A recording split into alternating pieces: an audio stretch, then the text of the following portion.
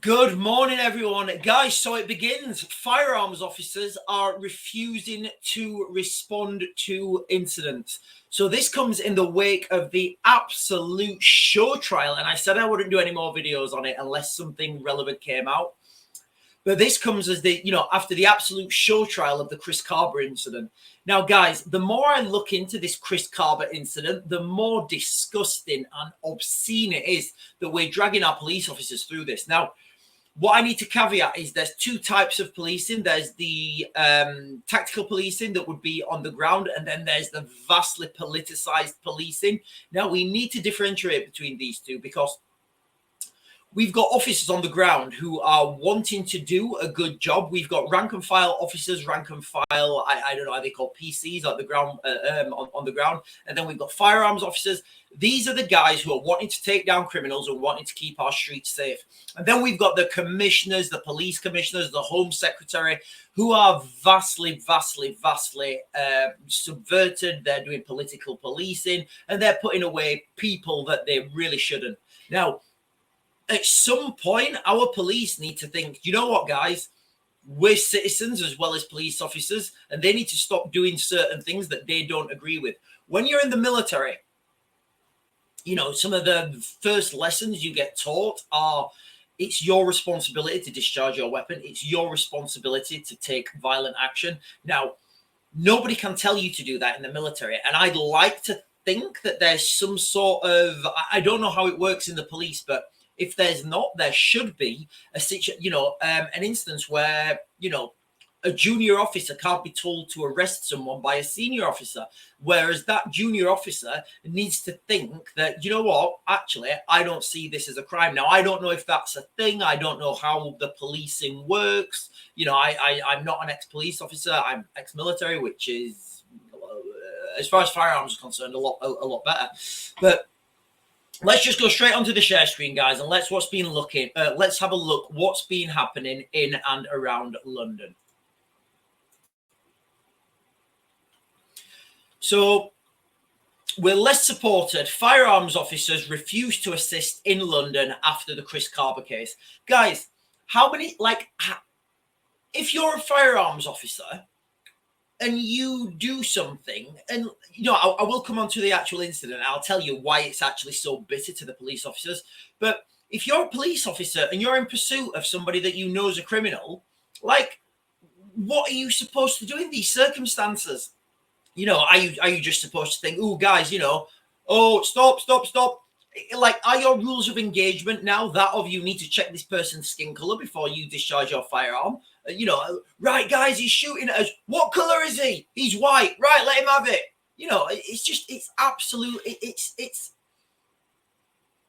It's just wild, guys. And the fact that we're having police officers now, refuse to assist in London, it shows how deep this situation is. It shows how bad things are actually getting right now with this heavily politicized policing. And these show trials, guys, this thing should have never even been to, trial. So firearms officers outside of London are refusing to step in to assist colleagues in the capital after the Chris Carver case, amid fears of being exposed to even higher risks, reporters revealed. So the firearms officers now outside London are saying, guys, look, if you guys have got a problem, we're not coming to help you because, there's no support for us. You're highly politicized. And we don't know if we come into London, we do something to help you guys out, we're going to be sent to jail because of a mob demanding, Sadiq Khan walking around talking about communities that are in shock. Officers remain prepared to carry out their duty in their own force of areas, but do not believe they would have received sufficient support in London. Guys, I believe this is all down to Sadiq Khan. This is all down to Sadiq Khan's rhetoric, Sadiq Khan's, the way he's been the mayor of London, and the policies that he's been pushing. An extract from the minutes by the Times said Chiefs commented on the impact this has had on their families. So they're talking about the Chris Carver case, with the suggestion that more work could be done on the support package for firearms officers. Now, it's all well and good people sat there saying, oh, they're firearms officers, they're big, tough guys, and, they should be, if they don't want that job, they shouldn't do it. that, when people, and I've seen this so many times, when these, when our police officers come off our streets, guess what? All of a sudden, a certain demographic will start to want those police officers back on the street. And then that certain demographic will be going, oh, we're the victims. We need police help. We need help. And it's those guys who are now protesting for, more regulation on the police. The things they're saying about this officer are absolutely insane. There he is, look, the aspiring architect and father-to-be. So let me get down here to this situation. So this situation here, guys, right? Now, when you're doing these pursuits, so in the military, this would be called a vehicle interdiction. And you train for these things, you do. Now, my military training is like over 10 years old. But when I was in the military, and I don't think this would have changed, when I was in the military, you're taught very early on, a vehicle can be used as a weapon. And these officers, I'll try and put you in there, in the officer's mindset now. These officers, when they're in this situation, all these officers around here, they will be going through what they've been trained, and they'll be thinking, right, when can I discharge my firearm? When can I make an arrest? What are my options? Because it is scary stuff. So, I mean, you can see, you've all seen the video, this is a dynamic situation. He's, as I understand it, this is a 2-ton Audi vehicle. I don't know. I don't know personally which one it is. I've been told, and he's driving it into these police cars. He's smashing it into these police cars, and then he's trying to reverse backwards.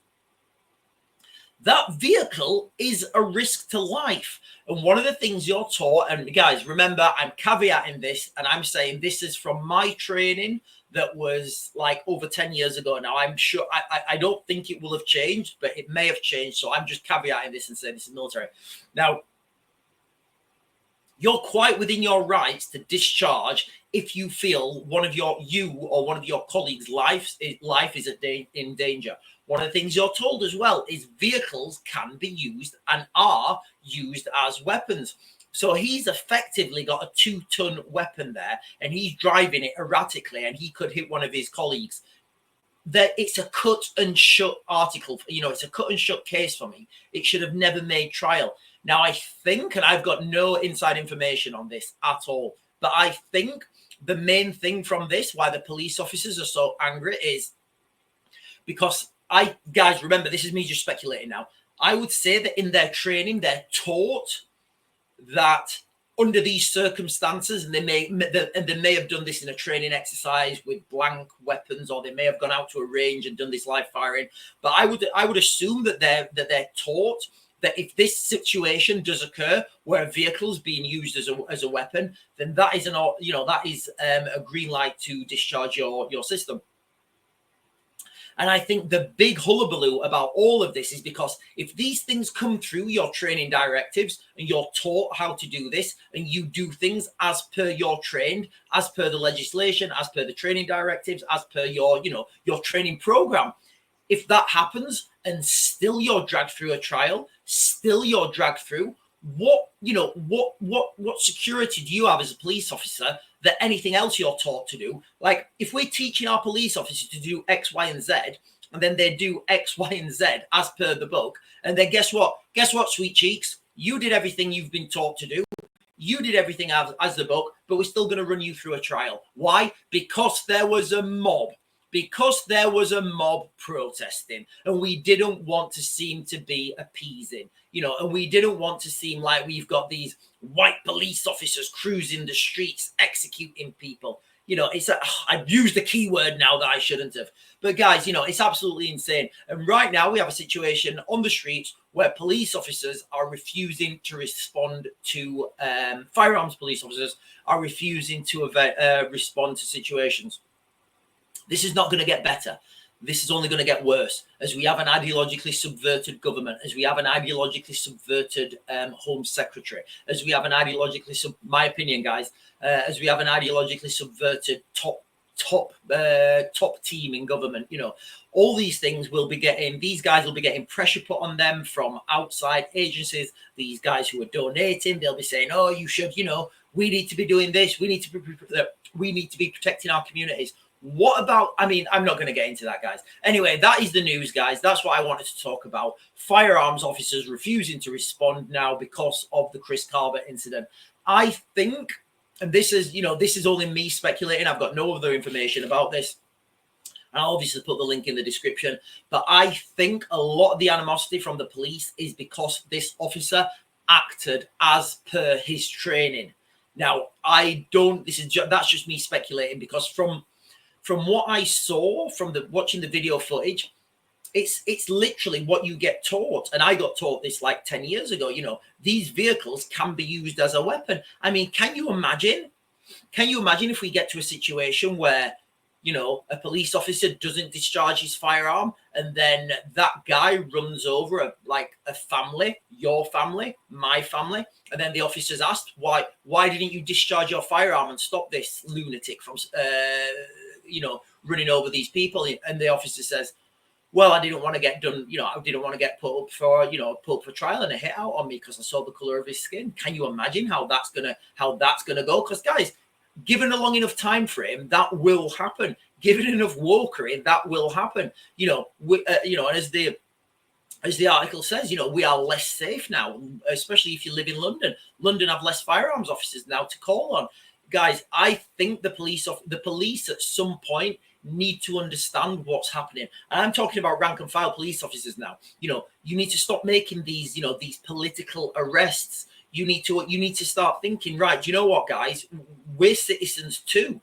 What's happening to the United Kingdom is absolutely insane. I can't even put words to it. But anyway, guys, I have mentioned a few keywords, so this video may get flagged. So what I'll do is I'll keep it there, and if it does get flagged, I'll do it again. Anyway, guys, I'm going to back to grid, and I will get you guys another video later.